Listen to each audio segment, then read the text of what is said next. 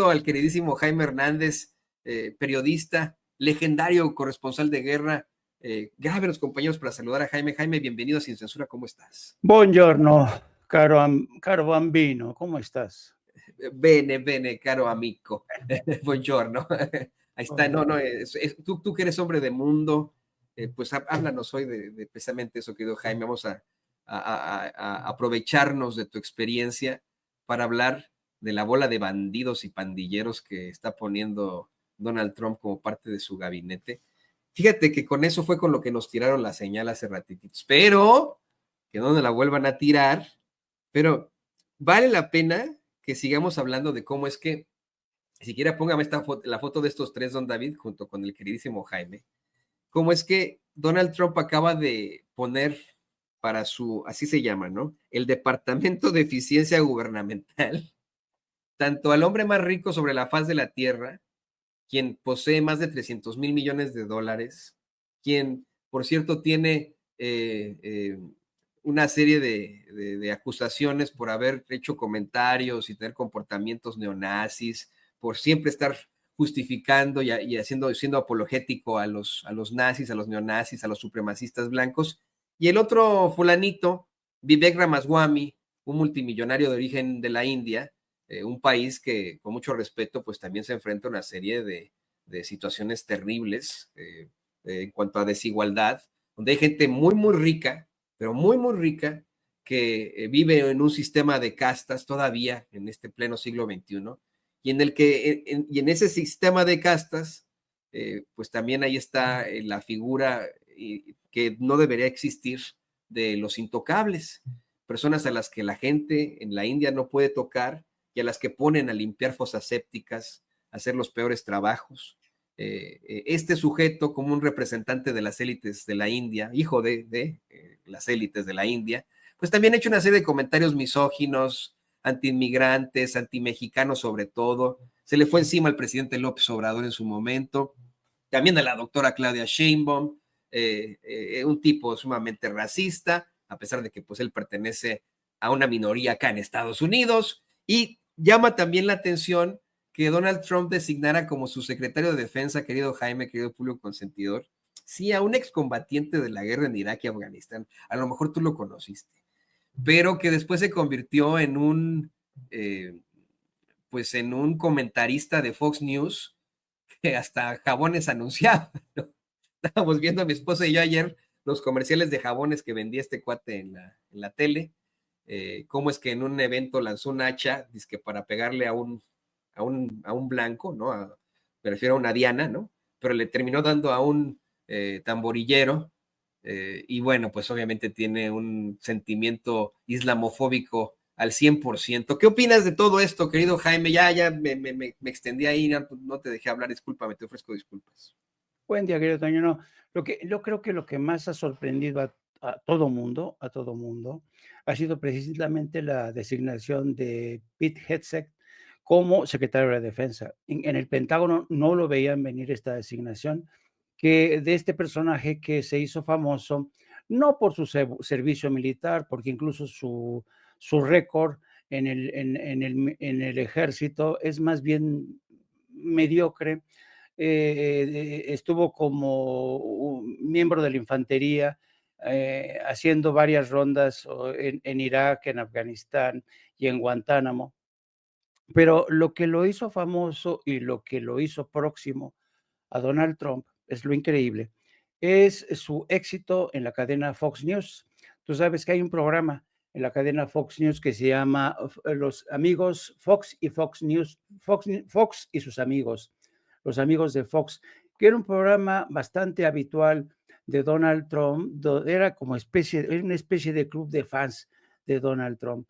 Y el hecho de que Pete Hegseth haya sido elegido, pues ha enarcado las cejas de muchos republicanos, de muchos militares, de cómo es posible que este personaje que no tiene ninguna experiencia a nivel de mando, ninguna experiencia en lo que es la gestión de uno de los complejos más sofisticados del planeta, vaya a estar al frente. Por cierto, que al mismo tiempo que Trump elegía a Pete Hegseth como secretario de Defensa, Elon Musk consiguió, porque Elon Musk se ha convertido prácticamente en el gran maestro que está contribuyendo a diseñar el equipo, el gabinete de Donald Trump en muchos sentidos.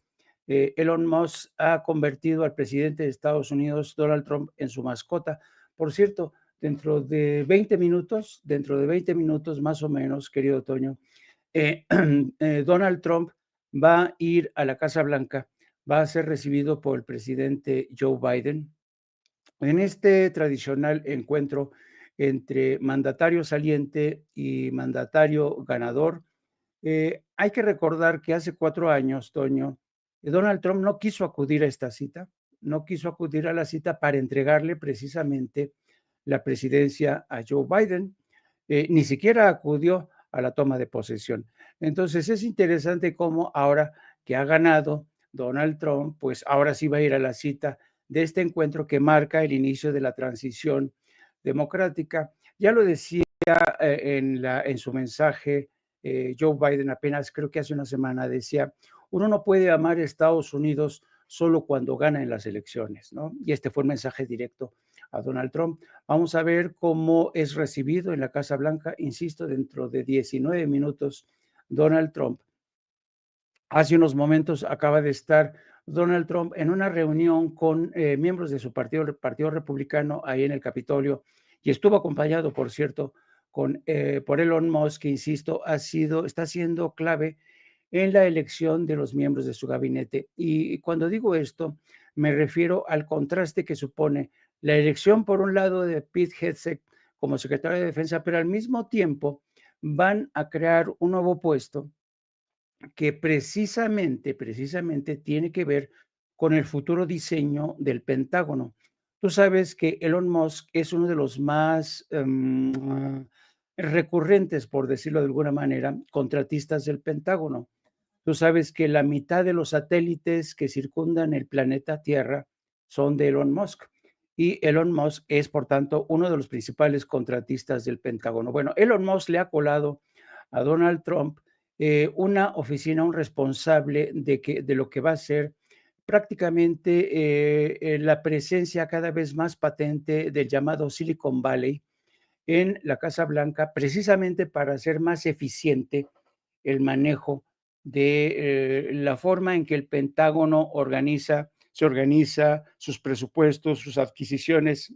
Y pues no hay que ser muy brillante, no es necesario ser un astrofísico brillante para entrever quién se va a beneficiar de estos cambios, quién se va a llevar al gato la mayoría de los contratos del Pentágono.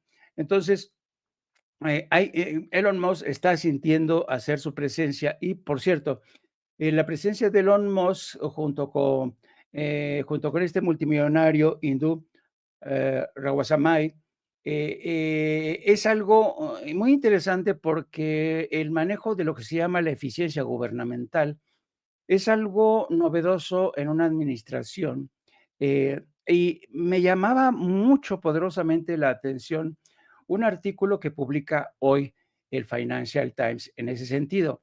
Y básicamente la pregunta que lanza hoy The Financial Times en este sentido es la designación del señor Elon Musk y el señor Ramaswamy, que por cierto, ninguno de los dos fueron elegidos, ninguno, no son representantes de un cargo popular.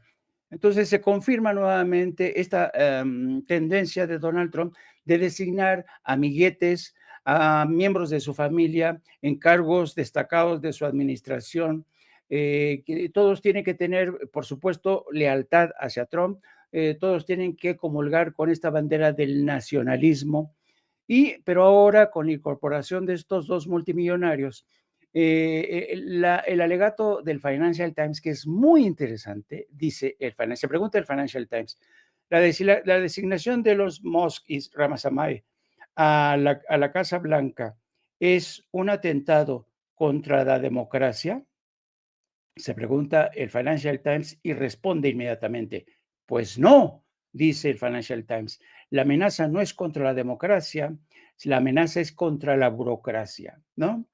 Y claro, cuando ves este tipo de silogismos aplicados de manera tramposa por el Financial Times, en el sentido de que la elección de Trump, de Elon Musk y Ramaswamy en 2 cargos que van a vigilar por la eficiencia. En otras palabras, apretarle el cinturón a la administración del Estado para hacerla más eficiente.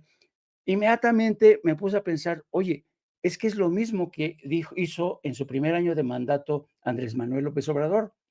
Y en aquel momento, ni el Financial Times ni el Wall Street Journal dijeron, amenaza contra la democracia de Andrés Manuel. No, amenaza contra la burocracia, como están haciendo ahora con el caso de Elon Musk. Es interesante cómo el Financial Times, ¿no?, maneja esta clase de silogismos para justificar cosas que nos dicen, pues no tiene mucho sentido.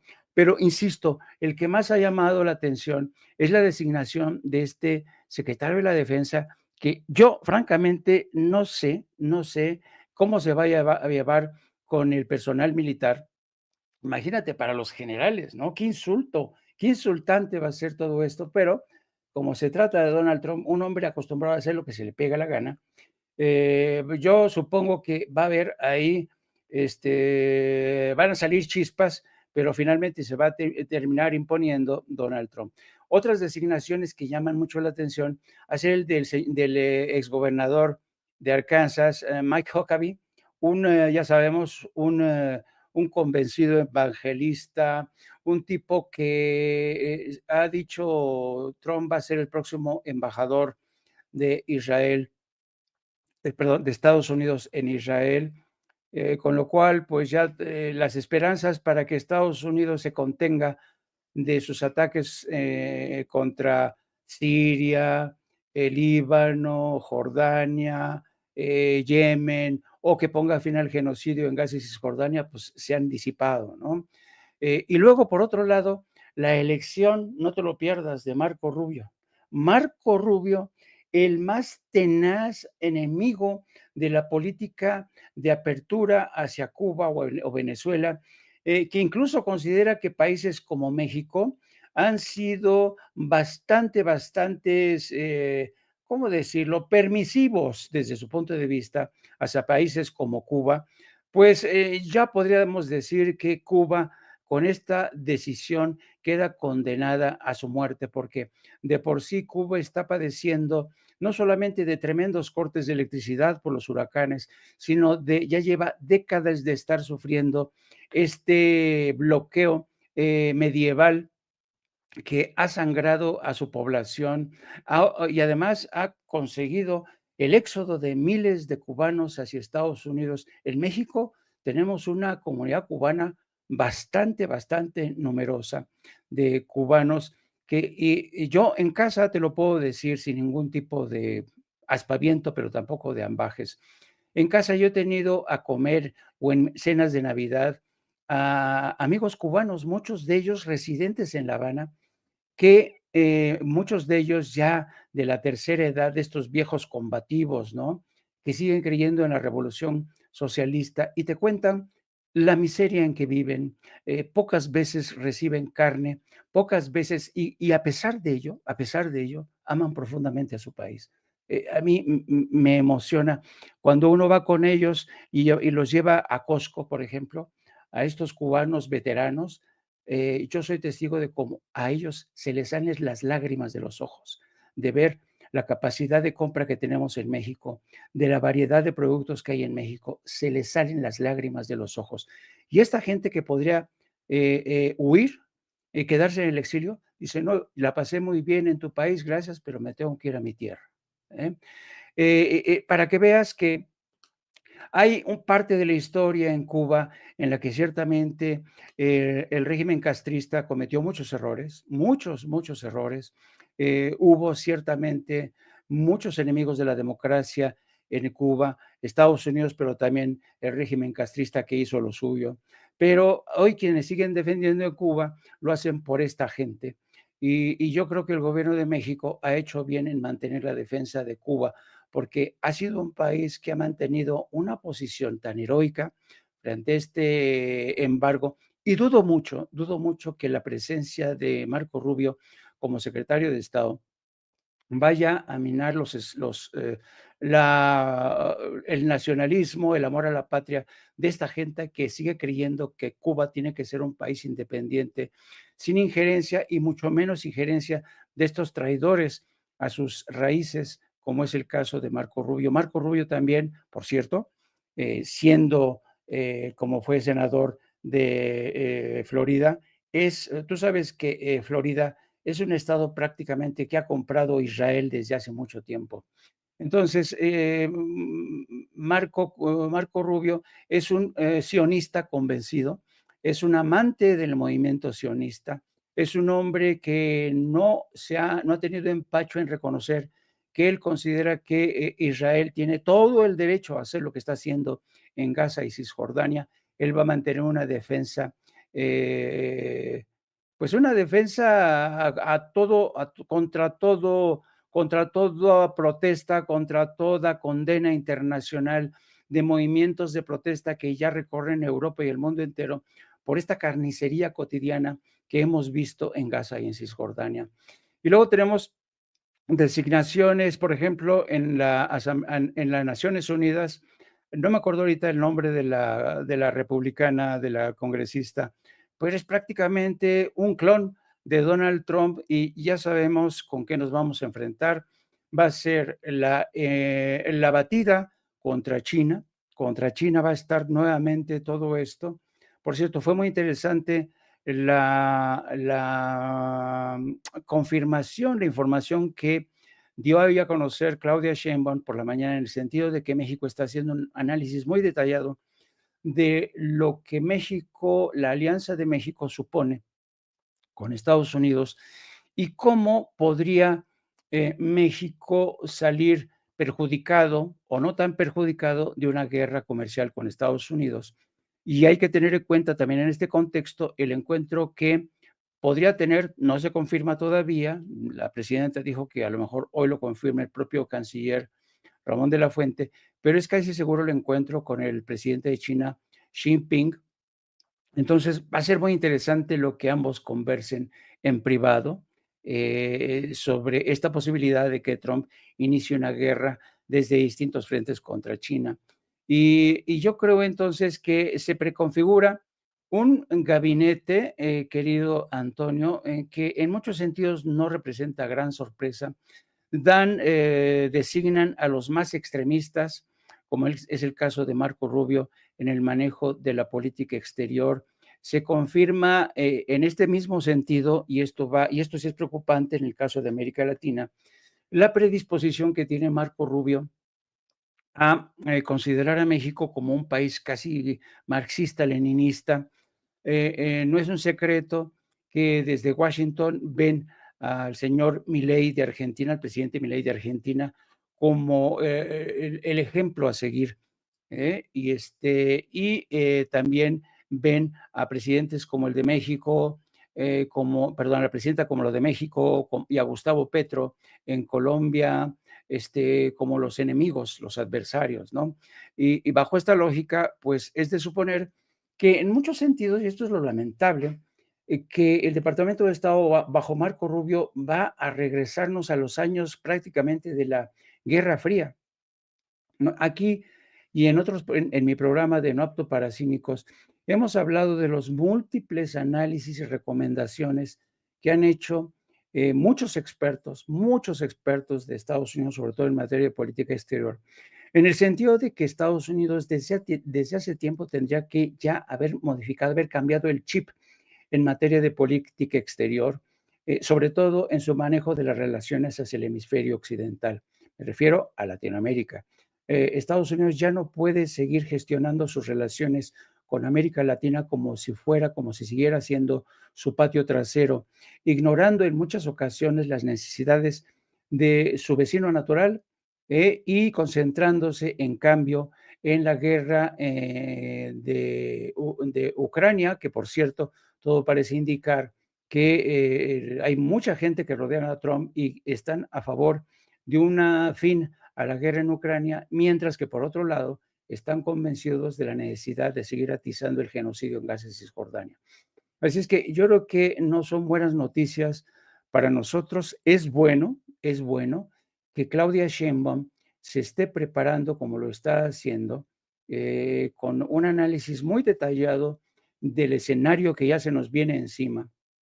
Porque yo creo que si Donald Trump ya no engaña a nadie, y eso hay que reconocerlo, Donald Trump te dice que te va a lanzar, te va a meter, te va a presionar por todos lados, te va a meter en una guerra de aranceles.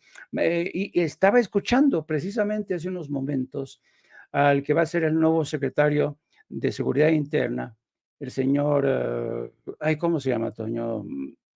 Ay, el nuevo secretario de Seguridad Interna, el que le llaman el zar de la frontera. Ah, Homet, Tom Homan.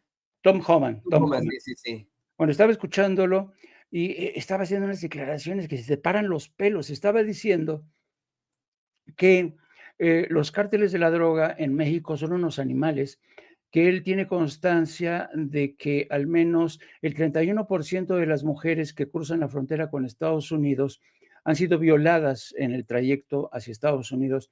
Ha dicho que 9 de cada 10 niñas han sido violadas en múltiples ocasiones por los cárteles de la droga que trafican con seres humanos, droga, armas. Dice que son unos animales y por eso él va a proponer, ve con buenos ojos, que las Fuerzas Especiales de Estados Unidos y el Capitolio designen como organizaciones terroristas a los cárteles para que precisamente Estados Unidos pueda lanzar operaciones con sus fuerzas especiales. Esto de que los cárteles de la droga han violado de manera sistemática a mujeres que se tienen el valor de cruzar, eso ya se sabía, es una castaña vieja. Durante numerosas audiencias en el Senado y en la Cámara de Representantes en las que yo estuve presente, hay informes muy detallados de cómo incluso las mujeres, al iniciar el cruce, le suministran a sus hijas píldoras anticonceptivas y ellas mismas las toman porque saben que van a ser violadas, saben que es un precio que van a pagar. Jaime, Jaime, Dime. perdón que te interrumpa, pero en mi juventud yo tuve una amiga hondureña que me contó esa historia y que antes cuando yo contaba esto se me salían las lágrimas por cómo me la contó ella. Me decía es que pues al tomar este terrible viaje nos advirtieron que nos iban a violar y pues efectivamente me tuve que tomar unas pastillas anticonceptivas porque pues, efectivamente fue lo que pasó. Sin embargo, pues esto en definitiva no es que provoque que los trompistas se toquen el corazón y digan, ay, vamos a proteger a esta pobre gente. No, si así fuera, atenderían las causas que originan la migración, atenderían esos países en los que tantas veces intervinieron y que dejaron en la ruina, allá en Centroamérica, por ejemplo, ¿no? Pero es que me vino a la mente esto y te lo quería comentar. No, qué bueno que lo puntualizas, querido Toño, porque esto demuestra que efectivamente esta es una historia que ya se sabía. Y ahora de esta historia vieja, de estos agravios del pasado, se está tomando Tom Homan para justificar esta decisión de impulsar una ley que criminalice aún más a los cárteles de la droga para designarlos como organizaciones terroristas. Entonces, te das cuenta que por todos lados son malas noticias. Yo creo que la política exterior de Estados Unidos, si de por sí era ya algo desquiciante, y esa es la palabra, desquiciante, porque ¿cómo te explicas que el gobierno de Joe Biden haya invertido más de 100,000 millones de dólares en la guerra con Ucrania? Y todo por el estúpido orgullo de Estados Unidos que no quiere que gane Rusia. Rusia que tiene el derecho a decir, es que no quiero tener en mi patio trasero a una nación como Ucrania que forme parte de la OTAN, que se instalen ahí armamento de la OTAN, no lo voy a permitir. Y entonces yo creo que es posible que veamos en el corto y mediano plazo la posibilidad de que haya una solución negociada, impuesta al señor Zelensky. Y por otro lado, vamos a ver la consumación de uno de los peores, uno de los más vergonzosos genocidios que hemos visto en este siglo XXI. Parece mentira, con la bendición de Joe Biden primero y luego con la de Donald Trump, con la presencia del señor Mike Huckabee como embajador en Israel. Y así es que, ¿qué te parece, querido Antonio? Pues me parece que efectivamente nos estamos llenando de malandros en este gabinete. A lo mejor simple y sencillamente va a ser para lo histriónico, para decir, miren, ya llegamos con esta bola de banditos, como dicen acá en Estados Unidos, a quitarles sus lonches a todos ustedes, pero pues a la mera hora va a ser lo mismo que con Lili Telles, puro circo, maroma y teatro, y pues a esa nos vamos a tener que estar enfrentando. Claro, habrá políticas muy lamentables, como advierte Jaime Hernández. Y lo que más me preocupa, Jaime, es que pues está abriendo la puerta para que los que antes callaban su racismo hoy te lo expresen abiertamente. ¿Tienes tiempo para que platiquemos de algo? Pues mira, brevemente, porque sé que andamos sobre el reloj y etcétera, pero le quería preguntar,